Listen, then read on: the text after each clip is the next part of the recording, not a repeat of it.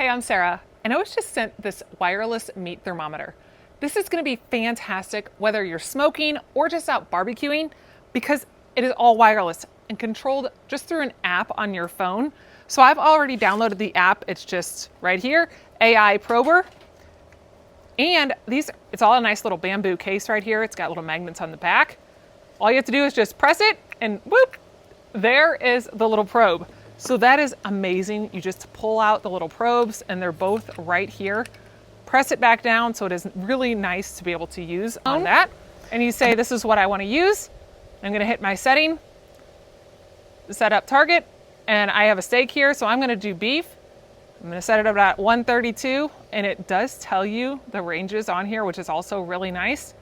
I'm going to hit OK, and then as soon as I put that in here, we're going to get it measured and get it going. So let me get my tri-tip on the grill here. So now I'm just going to stick this in here, and we will let this sit, and I can go back and enjoy my afternoon waiting for this to hit the right temperature. Now once it goes off, it's going to alert me and I will know that my steak is ready to go. All right, so now my temperature has been reached and it is giving me a nice alert, so I can hit OK. So this thing is really great.